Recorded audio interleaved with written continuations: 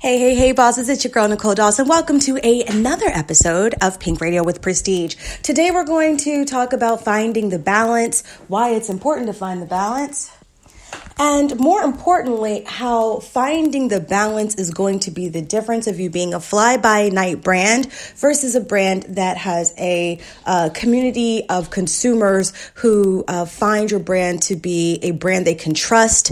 You'll find that finding the balance will also allow you to have longevity with your brand and building legacy with, through your brand. So let's just jump right into the episode and talk a little bit about it. But before we do, I have to share with you one thing, well, actually two things that I want to let you guys know. Number one, do not forget that we have kicked off our Back to School series. The Back to School series is designed to help girl bosses and guys. If you want to join us, you can join us too. But to help you guys really sharpen your business acumen so that you are really preparing this fourth quarter for a better, productive first quarter of your year. So we are kicking off our back to school series with the Build Your Own Website. This is a way for you to learn how to build your website using Weebly. All why can't I say registrants? Okay, here we go. Will receive a 20% off of their Weebly accounts because that is the tool that we will be using in the class. And I am super excited. And this class is only $40 for those of you who are not members of the Prestige Society. For those of you who are members of the Prestige Society, you have received your membership code. So you receive 50% off. So that class is only $20 for you.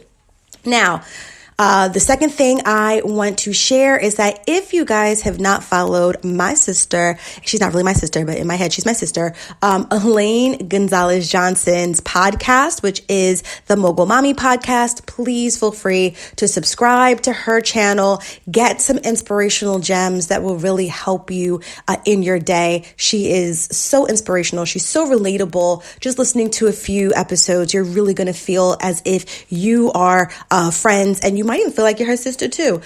So please feel free to subscribe to her podcast. And if you haven't subscribed yet to Pink Radio with Prestige, please feel free to do so.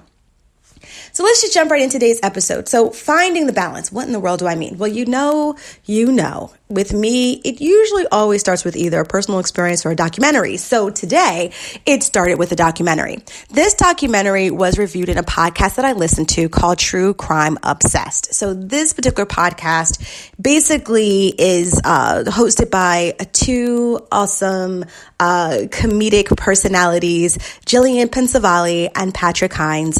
And what they do is they review documentaries. And in the documentaries, usually it has some crime that's involved with it. Some of it's like white collar crime. Some of it may be, who knows? Some of it actually is like police brutality. Like there's any type of crime. So it's not gory, murderous, always, kind of a situation. It could be something where it's like extortion or things like that. So I don't know why that kind of stuff interests me, but I love true crime. And because there's a huge community of true crime folks, I already know I'm not alone. So with this True Crime Obsessed, they covered this documentary called The Vow. So I listened to one episode last week where they covered just the first episode of the documentary or the docu-series. And when I tell you, I was like, there was just too many things that reminded me of my life, of an experience that I had gone through, that I was just like, I need to see this docuseries for myself. I will say this though, when I say it reminded me of experiences I've gone through, for those of you who have seen the docuseries, know that what happens towards the end is not what I experienced, but how the company started out is definitely what I experienced when I went through a coaching program. And part of me is thankful that I didn't complete that coaching program. Something about it just didn't feel right to me. And especially because of the certifications that I received in other areas. And some of the stuff that they were just saying just didn't make sense or it felt made up. And it's completely new age. So for those of you who are Christians, that there's this really fine line of where you don't realize you're doing new age things at all. You're just kind of in this space of just listening or taking this class thinking that it's going to allow you to create a business that's going to be lucrative. And then you find that it completely goes against your moral compass. And so I really struggled with hearing or watching this docu-series because it just reminded me of all of the things that exploit a customer base or a consumer base. With this one, this ended with the CEO going to jail, and a lot of legal implications or, ramifications that came out of this.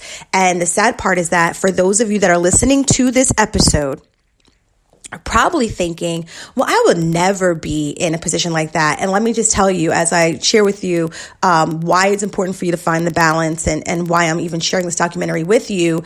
Number one, you actually all have either signed up for a class or a course or someone's, workshop based off of the foundations that this particular company used.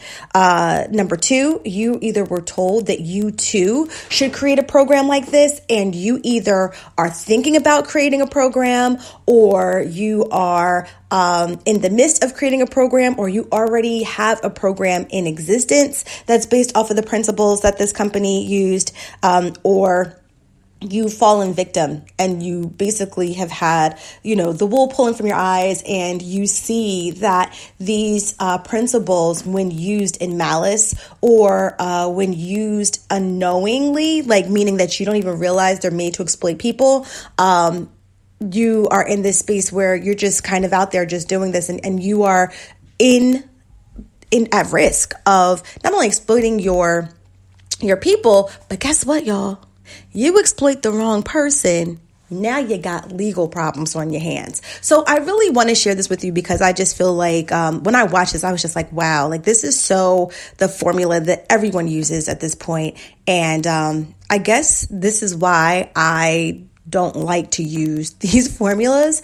And what's interesting is that certain people will be like, well, Nicole, you're missing out on all this money. And if you're missing out on this quote unquote money, then you're not successful. But the reality is one, I can sleep at night. Number two, I have consumers that have been with me for years, and I ain't going to jail because I know what I'm doing. It's ethical. Hello. So let's get right into the actual, the document or the documentary.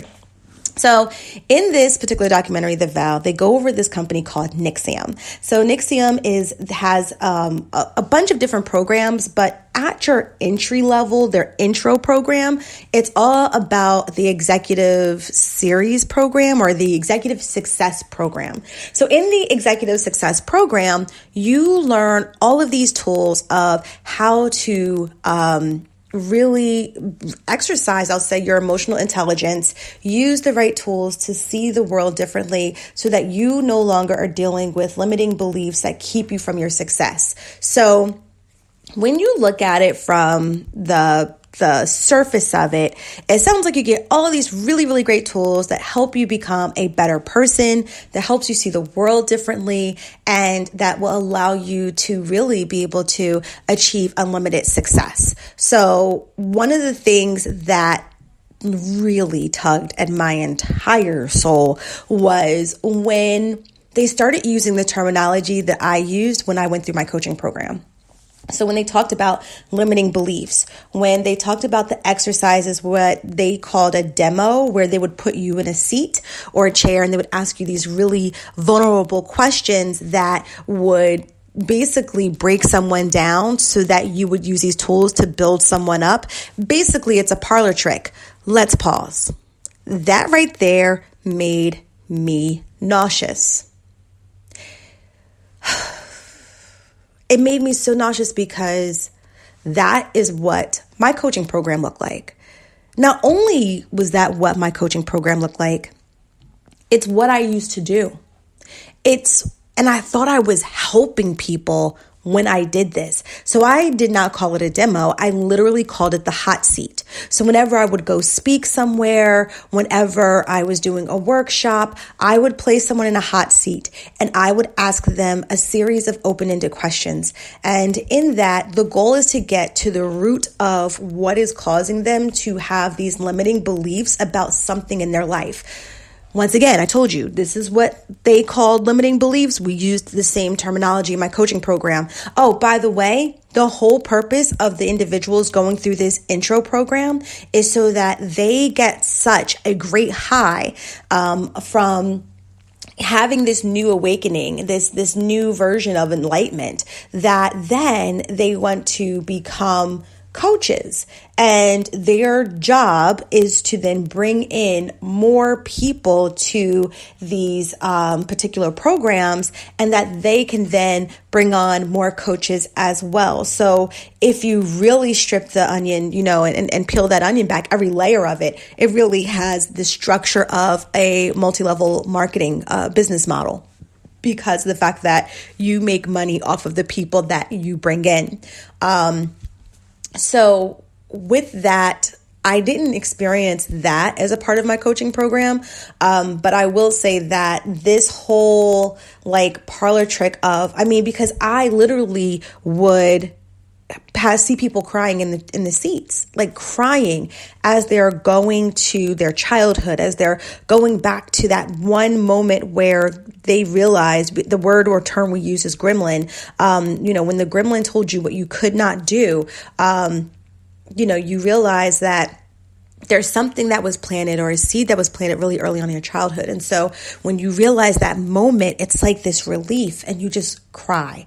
Or when you go into the space of just asking all these open-ended questions, and, as it's like this rapid fire of open-ended questions, you realize that all of a sudden someone just has word vomit, right? The person on the receiving end of this spits out what it is that they're feeling. And when they say it, and it's that thing that, consciously they don't want to say, they know they feel it, but they don't want to say it. And because they're going through these rounds of these open-ended questions, they kind of just spit it out. And in spitting it out, there's this realization that this is really the base of how you feel. And this is what's really blocking you from experiencing something. And so what happens is that you realize that, wow, you're kind of jacked up, and then you use these tools to be able to get you to be better. I'll give you a personal example. So in this workshop, so I would go to the workshops, and it's how much time it takes is ridiculous. So I went through the intro program. I did not finish because my husband and I had lost a baby right before I finished. I just had to take the test, but I had gone through all of the actual classes. And something about it towards the end, I was just I don't want this on my credentials.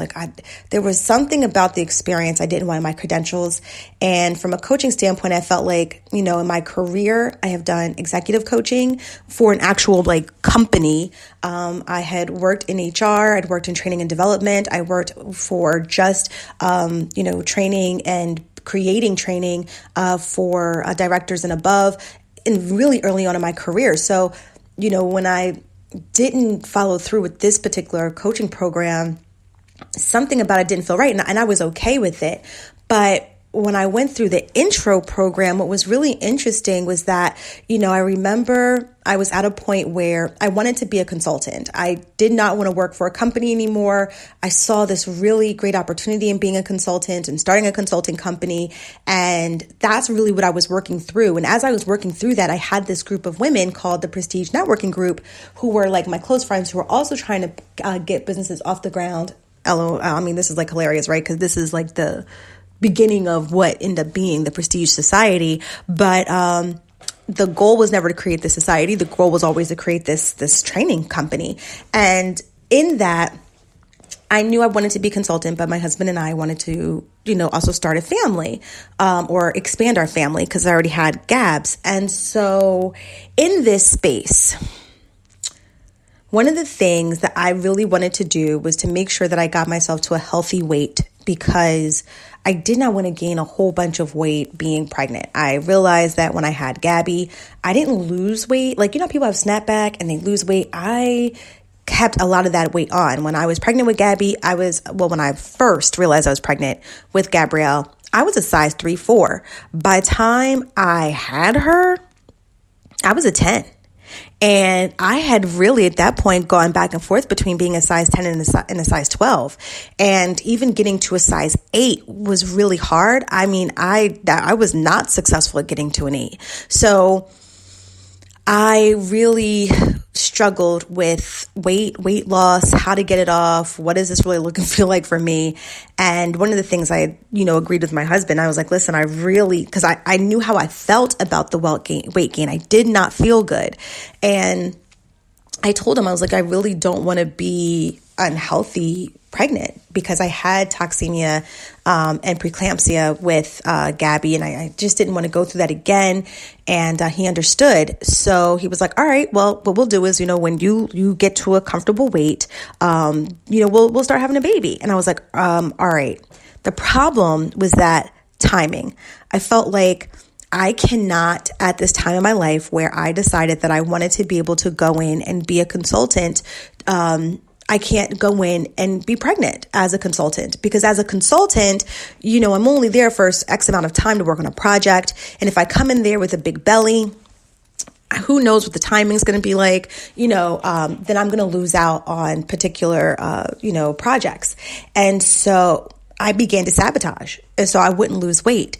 And I didn't know I wasn't losing weight. I was just getting frustrated with myself because I wasn't losing weight. And in this rapid fire of like back and forth conversation and questions, I'll never forget one of my peers in the class, Sarah, who is phenomenal. She would just start asking me these questions over and over and over again, because you had to pick one thing that was like blocking you in your life. And at the time for me, the block was my weight. And I just spit it out and I said, if I can't pursue my dreams, why do I have to give you a baby? Like, when I said that, like when those words came out of my mouth, I cried, because I never, ever, ever, ever would think that was what I was feeling. But then it made sense as to like why I was doing certain things to self-sabotage. So this is just an example of how like they train you, meaning like these kind of businesses train you to tear someone apart just so that you now can help build them up. Now, here's the thing. There are benefits to being able to get to the root cause of what is causing someone to block themselves from achieving certain goals. I think that is the case. What's not okay is when you use this as like a sales pitch to put on display for others to say, this is why this program works, or, this is how we build you back up, or, this is something that should be personal. This is something that someone should go through in a safe space. And so what begins to happen is that everyone starts sharing and everyone becomes really vulnerable. So when everyone is in a vulnerable space, what ends up happening is that whatever awesome feeling you feel after you've been built up, there's this feeling of like euphoria, and now you want more. And I got to tell you, you may find yourself in a space where you can't even explain it. I will give you an example. So now I go to a different class years later. And in this class, what I noticed about the content was that people paid. Now, I didn't pay, thankfully, because I was asked to kind of like be there and be a hostess, like an event hostess. So I didn't pay for the event because I was an event hostess, but people paid a lot of money. And I say a lot of money because it was in the hundreds. So if you're spending $300, $400, or $500 for an event, my expectation is that you're coming out with something very tangible that you would be able to then take with you, and be able to apply to your business or to whatever it is that you're going to this event for immediately. As a learning professional, as someone that has built her career in learning and development, as someone who has gotten her master's in instructional design to help build training and learning programs, definitely the whole goal is to create a learning program where someone can take gems and apply immediately, because it's not about what happens just in the classroom, but for learning professionals, it's about what happens post training, post the learning experience. And if you can't apply what you just learned, then something about the training was faulty. So in this particular experience I noticed there was a formula, and I'll go over the structure of the formula, but I noticed that there was this formula that this person had used. So in this, the person, first of all, is absolutely beautiful, absolutely charismatic, and has this ability to make you feel drawn to her. So immediately you just want to be in her presence. So there is this kind of like, for lack of a better term, black girl magic essence about her that is captivating. But when you have a little bit of your logical sense of your brain, what ends up happening is that the logical part of you is like, something's not right. So let's talk about what wasn't right for me. In this workshop, what I noticed, one, is that people paid hundreds and hundreds of dollars. No one had any food. The only thing that was available to you was water in a carafe, and that was it. But no food, nothing. First of all, you can't sit someone in a classroom for 4 hours without food or snacks or something, because of the fact that they're hungry and they can't think and they can't process if people are sitting there starving. So no one had anything to eat, right? Now, you're sitting in this class, no one had anything to eat. You still feel drawn to this person, and before the person had the class, I had invited them on one of my platforms to speak about just some topics and things as a precursor to the class. What I noticed was that because people who were on my platform, they got a discount if they were to buy a ticket from that time, from listening to us talk. The issue that I had was that everything that this person shared for free on my platform, that she asked people to pay to attend this class, it was the same information. It was exactly the same. And sadly, I felt like there was nothing different. The only piece that was different was the sales pitch. The sales pitch to the next part of what she was offering, which I think ran about $5,000. So I was just like, ooh, that's crazy. It felt weird that you really left feeling great, but from a tangible standpoint, nothing was in my hand. There was nothing because she already shared with everyone on my platform the very same things that she shared in this session. And people, like I said, people who were on my platform paid money to come to this event. So what was scary for me was that it felt good. And there was this sense of euphoria that literally I wanted to pay the $5,000 to attend the next event. And they literally do a break so that you can go and sit with the person, like with the salesperson, and sign up. And there was like this push, like, well, can't you do this? Can't you do that? Can you use a credit card? Can you do? And I was just like, no. I mean, because there's like, first of all, there are financial agreements we have in this household. And one of them is you can't spend $5,000 on no credit card for a class. Boo. You getting some college credits? No? Oh, okay.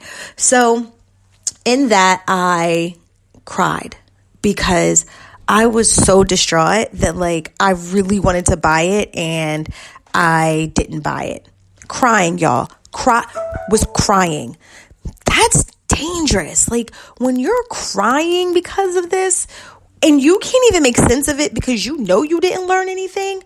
It's like, I'm sorry. I just have notifications and meetings galore, which means I have to wrap this up. So that's dangerous. And that's a practice. That's a practice to, make you realize all this money you're missing and make you realize there's so much things you can do out there. And that if you don't take advantage of this today, you're going to miss out on this opportunity.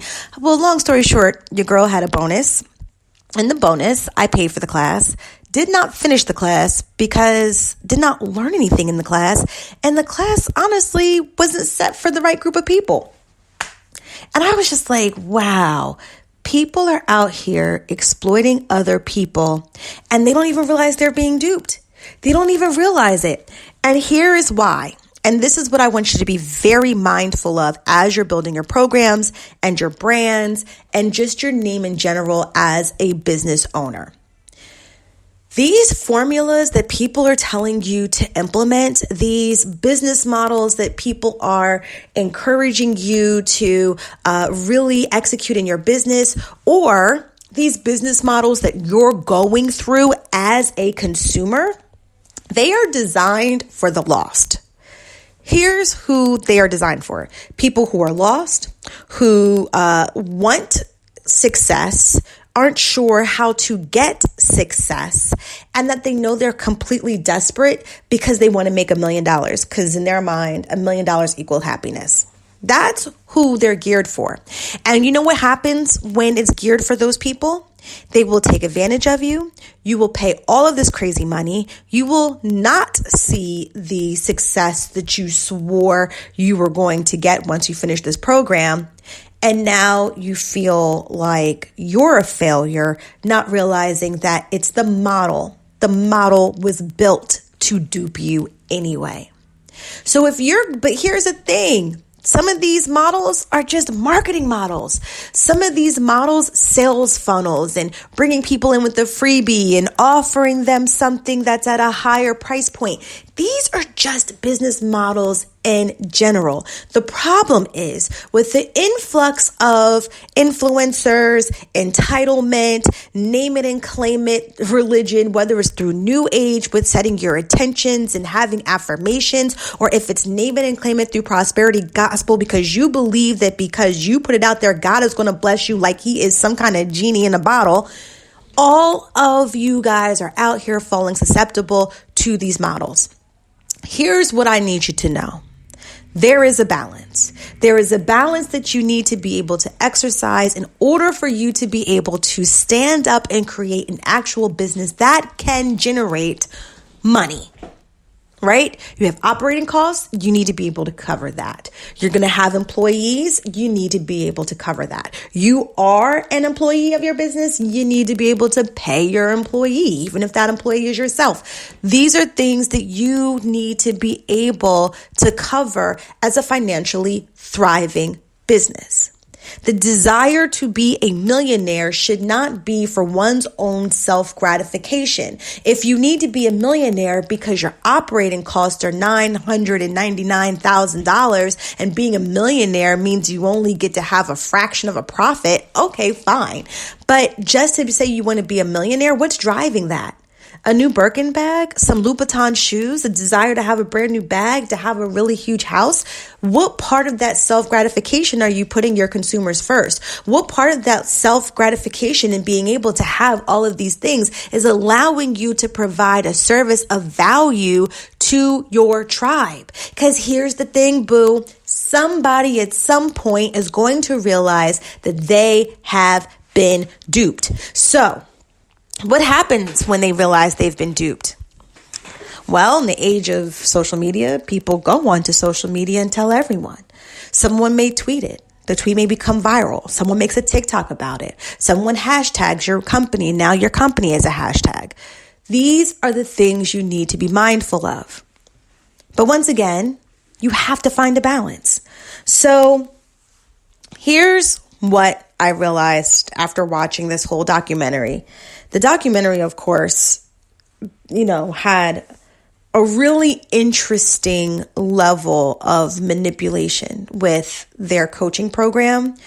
And what I realize is that people prey on the lost. So when you see things like success or, and it's so sad because I do success strategy sessions, but they're really built for people who are lost. But guess what? They're built for people who are lost, and it's not even expensive. It's not $100. You get an hour of my time.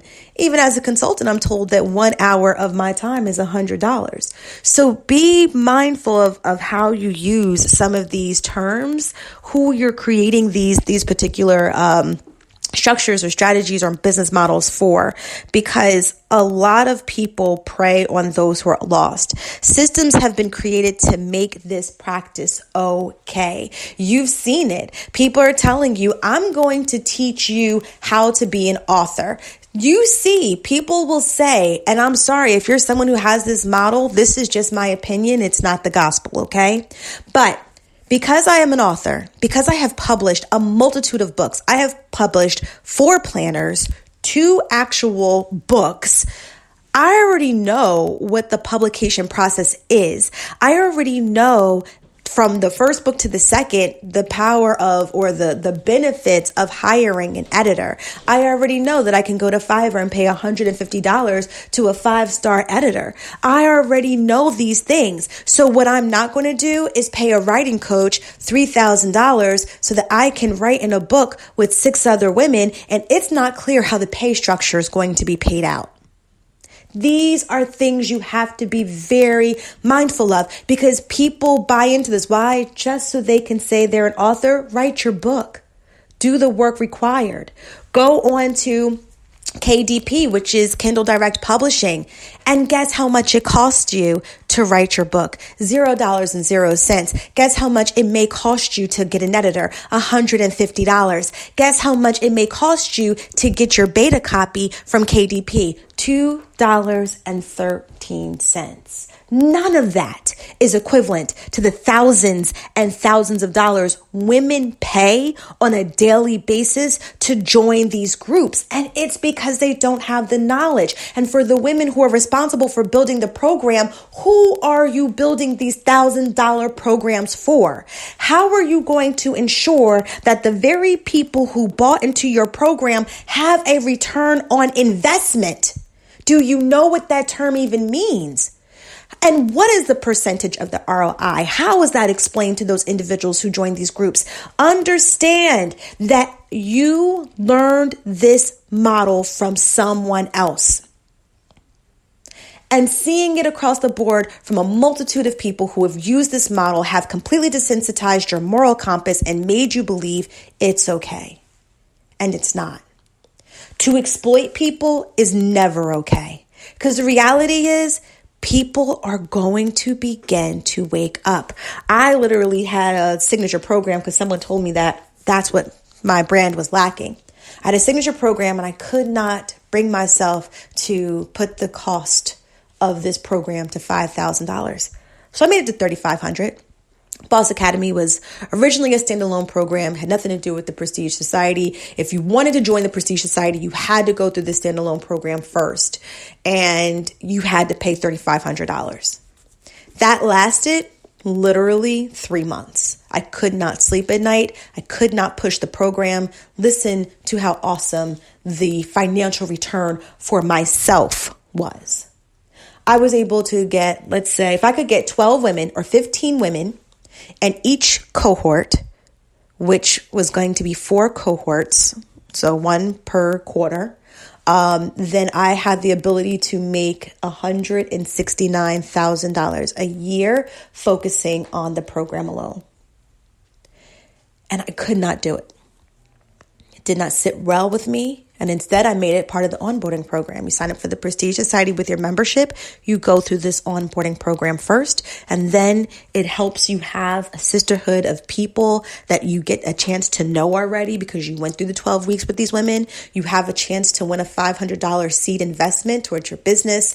We invest in you just as you have invested in us. At this point, we invest more into you if you're the winner because you haven't even paid $500 yet in the 12 weeks you've been with the Prestige Society. I'm not here to exploit anyone. There has to be a moral compass that you're anchored to. And I'm going to get to how you find this balance because, like I said, at some point, people prey on the lost. Systems have been created to make this okay. And the reality is you either have fallen victim to this or you created a model thinking it's okay. So here's what you do to find the balance to make sure that you are not exploiting your tribe. Number one, I need you to know that yes, you are a business owner and it is your responsibility to be a financially thriving business. Okay? I'm not saying you need to be a poor business owner. I'm not telling you that you need to operate in the red. I am not telling you that you are not here to make money. You most definitely are. You own a business, you have expenses to cover. If you are an LLC, you have a profit that you should be making each and every quarter. If you don't know how to do this, you need to get someone on your side who is financially strong to show you how to do that. All right? So that's number one. I want you to know that. But what I want you to know is that as you're building your business, your course offerings, or your services, or your products, you have to be specific in identifying what you are providing as a service, content, or product to your tribe. Do not fall for the okie doke. Okay? Do not fall for this thing that's like this really wide thing that's not specific. Get very specific. But when you get specific, I need you to get specific in a few things. I need you to get in specific in identifying what it is that you're providing. I need you to get specific in identifying who it is you're providing this for. I need you to get specific in understanding at what price point and why this price point, and why is not determined by looking to the left or the right of you. Why is determined based on you. Why is this number important to your brand? Do you know your brand's numbers already? What expenses are you trying to cover? If you don't understand money from your personal sense, you are going to be a whole hot mess when it comes to understanding money from your business sense. The last thing I need you to do is I need you to anchor yourself to a moral compass. So really tap your morality, gauge. Like, why are you doing this? What is your purpose? Why is this important to you? Why is this important that you are investing time and time and time again into building a business? For me, I have an advocacy to help women who own businesses that are of color. The U.S. studies that show the earning gap between women of color and those who are non-minority is so disheartening. I mean, if I had a job that paid me $20,000 a year, I'd be on some kind of state assistance. Please believe I'd need some food stamps. I might need some rental assistance. There's no way someone can have financial independence making $20,000 or $30,000 a year. They just can't. And if we start our businesses so that we're able to then tap through that glass ceiling, the reality is that at some point we need to be able to say, wow, okay, if the businesses isn't getting us there, then what are we really doing? So we have to relook at how we build those businesses. That's why I've built the Prestige Society. That's why it's really important to me. And every day I have to be able to ask myself, do I really feel comfortable with the things that I've created? So with that, I just want you guys to make sure that number one, you know that you are a business owner who needs to be financially thriving. So make sure that you focus on that. But while you're doing that, get specific in understanding who, what, when, and where, right? So who are you providing a service for? What are you providing as a service, product, or content? And then also why the number, and the why does not depend on your competitors. When you look to the left or right of you, why is dependent upon why are these your numbers? Why are they specific to your brand? And please make sure that you anchor yourself in some kind of moral compass. Make sure you can go to sleep at night. Make sure you're not doing things for your own self-gratification, but you're doing these things because you are truly helping someone else if you really believe that you're building a purpose-driven business. All right, guys, with that, I got to go. Have a wonderful, awesome, and most of all, blessed day. Bye.